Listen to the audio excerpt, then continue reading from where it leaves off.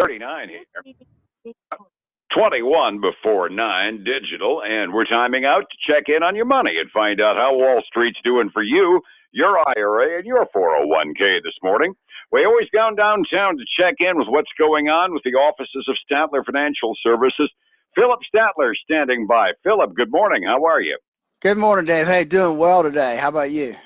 I can't complain in the least. It's Friday. That's all a guy can ask for. Well, we started out with another one of those surprises. I was a little cynical yesterday morning looking at red ink, but we ended up 0.2% up on the Dow, up 163 points. NASDAQ up the better part of 50. That's darn near 0.75%. The S&P did 0.75% up again yesterday as well, which kind of makes me because this morning we're talking about ink. Yeah, it was a good day yesterday. And if we kind of look at where we are year to date, you know, for the month of January, the Dow's up a little over 3.25%. NASDAQ's up almost 5%. And the S&P 500's up 3.5%. Darn near enough to make you forget about 2018, right? Yeah, well, maybe. Not quite. We get to start. Now, I'll never forget 2018. It wasn't as bad as 2009, but I would like to forget both of those. Start out with Netflix. They reported after the close last night, and I gather it was kind of a mixed bag looking at my big loser list this morning. Well, it was. They, they came in with earnings per share, and they beat on the street there. They were up 6 cents a share, which was good. But the revenue was just slightly short of the forecast, but that seems to be putting some pressure on the stock this morning. And I think mostly, Dave, because we've seen such a run-up since the first of the year in Netflix. And I think that's probably why we're seeing a little bit of a pullback this morning. Right now, it's looking like it's going to open up about 2.4% down. Not a big deal after it was up 0.5% yesterday. I was going to say they've gone up so doggone much, a 2-3% drop after, oh gosh, golly, kids, they aren't growing as fast as the Chinese economy used to. What gives, right? Yeah, exactly. So pretty much. That's so Netflix. They're raising prices. We talked about that yesterday.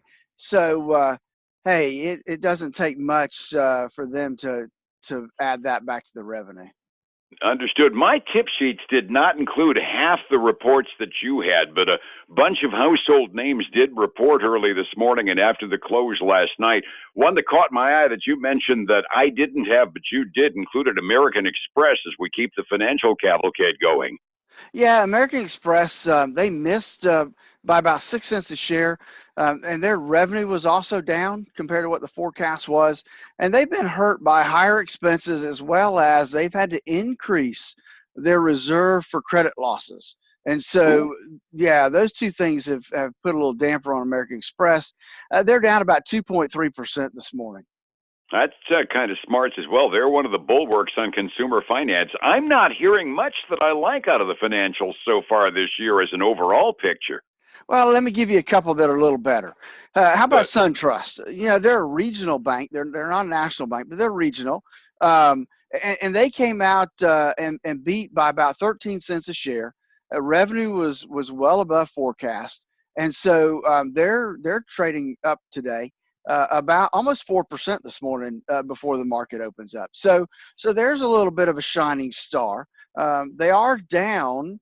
Now, this is their whole 1 year change. So we look back 12 months, they're down 15%. But year to date, they're up 15%. So SunTrust is looking good on that front. The other financial I have is one that I don't follow, I haven't heard of. Citizens Financial is another financial services company. They beat by 2 cents a share, and they increased their dividend by 19%. So that was a good thing for them too. And they're trading up a little over 3.5% this morning. So there are a few bright spots when it comes to the financials, Dave. We kind of needed a few after some of the big banks with misses and getting really hammered earlier this week. Is that pretty much the end of the financial sector as far as the well-known and notable names? I can't think of one that hasn't come out yet. I think that is from the standpoint of well-known. There are a lot of local and regional type banks and financial institutions still to report. ones that we don't hear of down here, or some that we do. I know Regions Bank reported yesterday. I think they beat by 1 cent a share, but not things that are going to catch national attention. Okay, I was just kind of taking a mental inventory, and I couldn't think of one of the household names. So we've got the financial picture for this earnings season. Mixed bag would probably be a fair representation. Have you got another picture to draw this morning from reporting companies for earnings season? Well, I do. I'm not sure exactly how to categorize this one yet, but Tiffany's, their year end is January 31st, but they came out this morning and have they're trying to soften that blow, I believe. They've come out and said that they saw a 2% decline in same store comparable sales over the holiday period, and so they are saying that they should come in their whole year towards the lower end of their guidance, which will be below what the Wall Street consensus is. And so, well, they flipped a little bit, Dave. I was going to say they were down, but and they were this morning when I first looked, but they've kind of moved up this morning. They're up 2.6% this morning. So somebody must have just read through that and said that's still going to be okay. Somebody bought something big when you make that big a swing. I mean, 2.6, 2.7% is enough to get into my top 10 this morning as far as stock swings. Not bad when it's a disappointing report, right? Yeah, exactly. So the other big one we have is VF Corporation, and that's the parent company of North Face, Van Shoes, and a lot of other brands that are out there. I was going to what the heck they were because I didn't recognize the name. And they really blew it out of the water. I mean, they came in about 21 cents above estimates. Revenue beat forecast.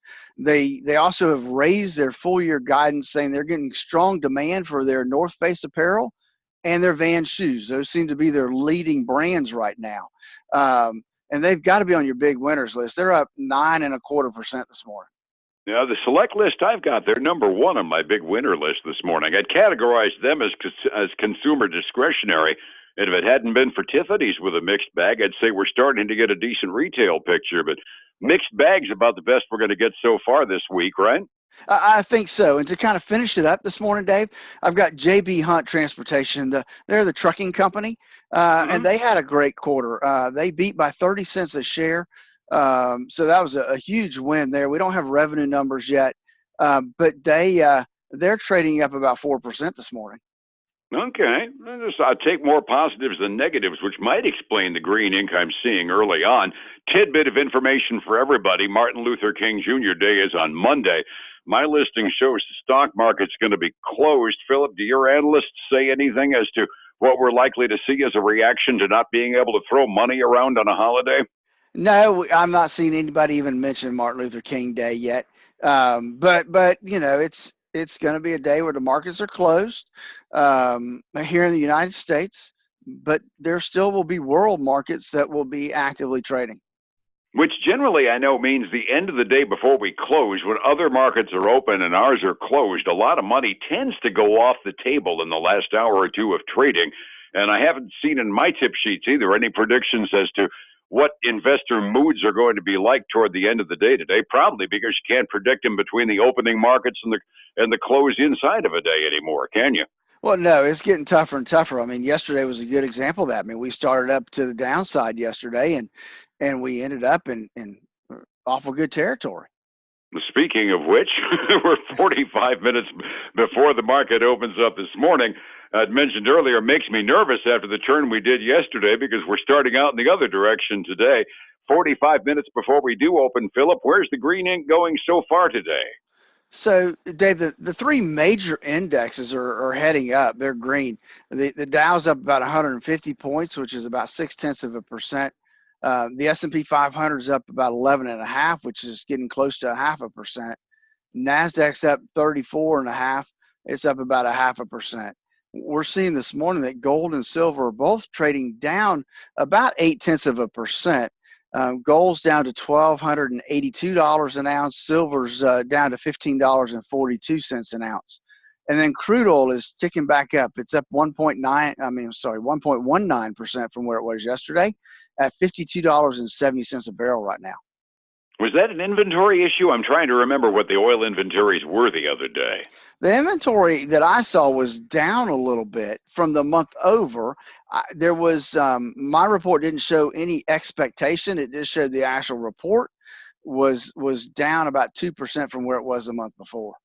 Okay, commodity futures markets can move wildly with no reason whatsoever, but when I see over 1%, sometimes I figure there might be a reason, right?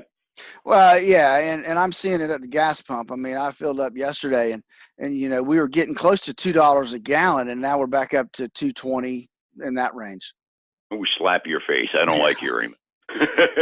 Overseas markets, Asia for the most part, all green ink when they closed early this morning. Europe generally trading up this morning too for one reason or another.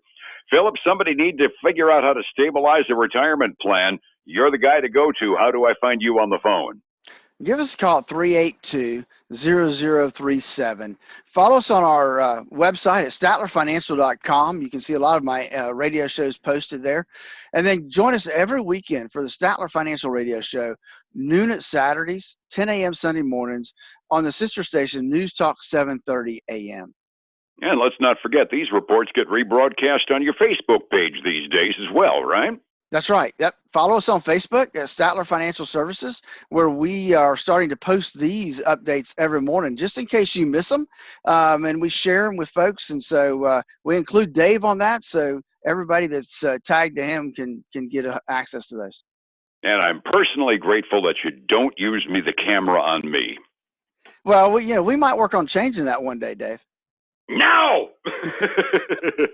Have a great weekend, sir. We'll catch you Tuesday, all right? All right. Thanks, Dave. Thanks. 105.7 Light FM and Statler Financial Services, Phillip Statler. I appreciate it.